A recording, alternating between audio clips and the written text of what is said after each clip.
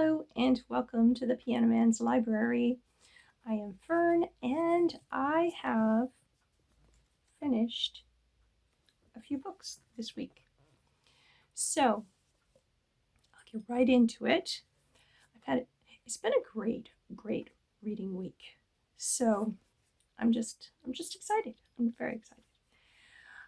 And before I forget, if you have not subscribed, just click that button and when you're finished, give me a little thumbs up if you liked the video.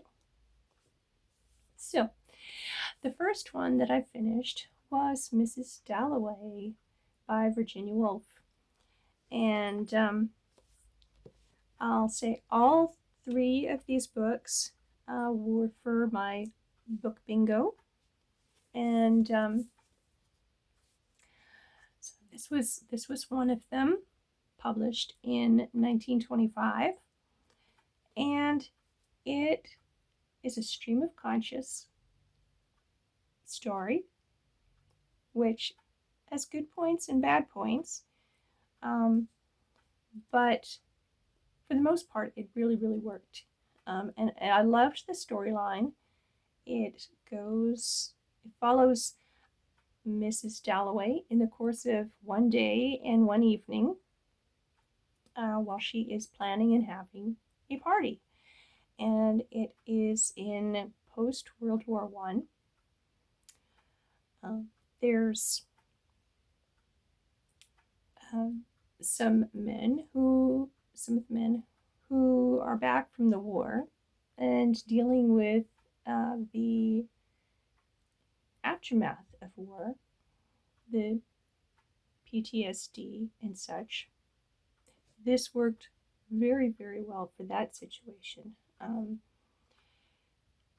You get to know kind of possibly what the men would be thinking, what is going through their mind if they have suffered that type of trauma, and also the wives and doctors who are like, there is no visible wounds that he's suffering from. Go in and just socialize a little more, get out, which is how a lot of them thought back in those days, before we knew so much about it. We also meet an old beau that turns up, and we know his thoughts and feelings and such. It is quite interesting. Although I must say that the walk through the park, where you could hear the thoughts of all of the people in the park, was just maybe a little much. But it really did help you get to know the characters and build the characters quickly. And so it really worked, but not completely for me. So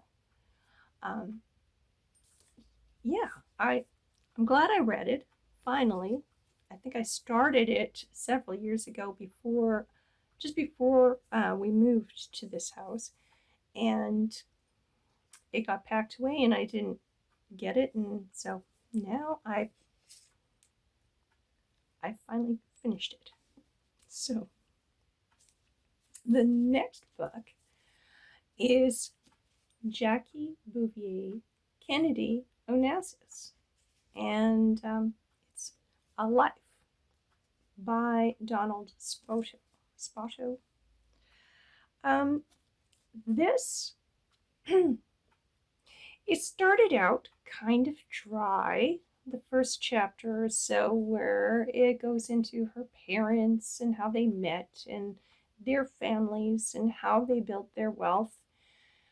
And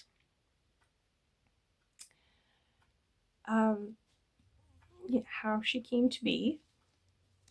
And it was, that part was not, I didn't care for that part as much. I wasn't interested in that. But once he really got into her life, her childhood, her school days especially, um, when she was away from her family, because her home life was not very great. And but it did really explain some of her life choices after that, especially with regard to her marriage, her first marriage, to who became President Kennedy.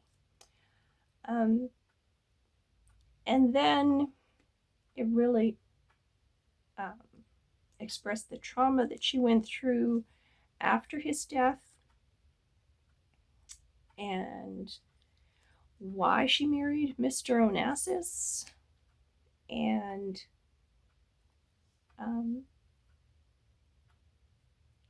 her struggles after he passed away, and then the new life that she built for herself. Um, she started a career at 40, she was maybe 50, 48 or 50, something like that. And it was in publishing because through her whole life she absolutely loved reading. She read so much and everything that she could get her hands on, and she retained it so well. And it really helped that when she went into the publishing field. And so it was fantastic. I really enjoyed it. It was very, very sad in parts. It did have me crying for a while, a couple of times. And you can see many tabs, lots of interesting things in her life. And yes, if you see this book out and about, I do recommend it. And then the last one that I read is actually a play. It is the Shakespeare play that I started in September and didn't finish, The Merchant of Venice. And oh my goodness, I think it's my new favorite. I loved it. I did. And part of that is probably because this summer I read Patrick Stewart's autobiography or memoir, where he talked about he played on the stage in this play. And so I was kind of hearing his voice, Jean-Luc Picard's voice, in my head. Well, I was reading this, and yeah, I do that sometimes. But it was very good, and I will just give a couple quick little notes that I took for this. We have merchants and a duke. We have borrowers and a lender, suitors and maidens, money-seeking men, and wily women. We have a contract and a pound of flesh. Doesn't that sound exciting? Yes. So, that it was so good. If you haven't read this one yet, I highly recommend it. And try and get an older version. I know a lot of people prefer the newer ones who put it in more modern terms, but the writing itself is just so beautiful that it's really worth spending a little more time in the original language, original forms. So yes, it's fantastic. Absolutely love that one. So that leaves me with three left. A biography of a person that I don't agree with, a book with a notable spelling mistake in the title, and a famous shipwreck. And these are the 3 books, and they are all in progress.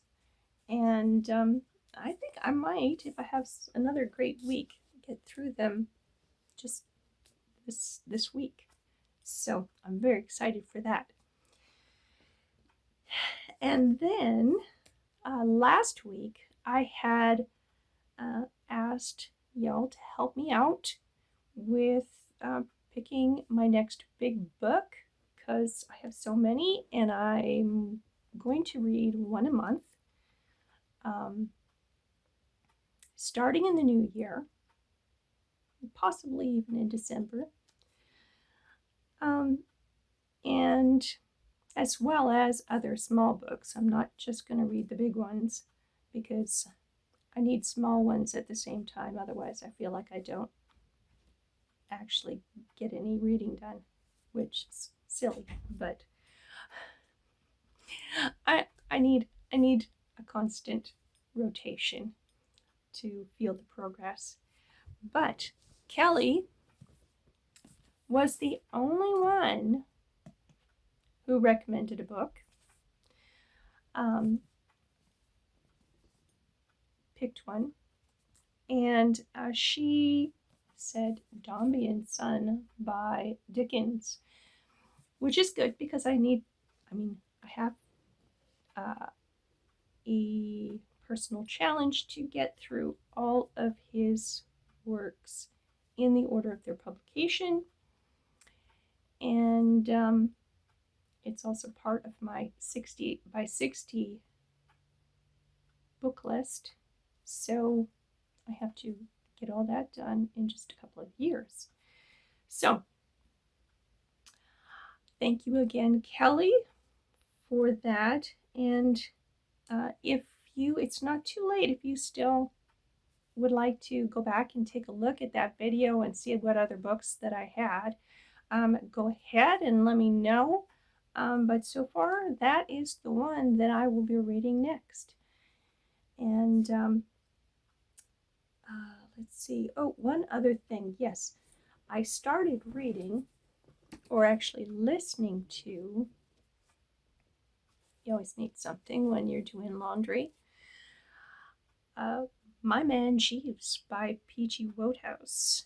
And I've been listening to that on LibriVox. And if you don't know, it's a free app, and they have classics. Could be just about anything that's in the public domain, and various people, whoever volunteers to read a book. And you might have several different readers options for the same book. That's okay. Some of them are great, some of them not as great, but yes, so I've been listening to that too, and it's hilarious. But anyway, thank you so much for stopping by. Let me know what you're reading, and if you liked this, give it a thumbs up and subscribe if you haven't. So thank you very much, and I hope you have a great day. Goodbye.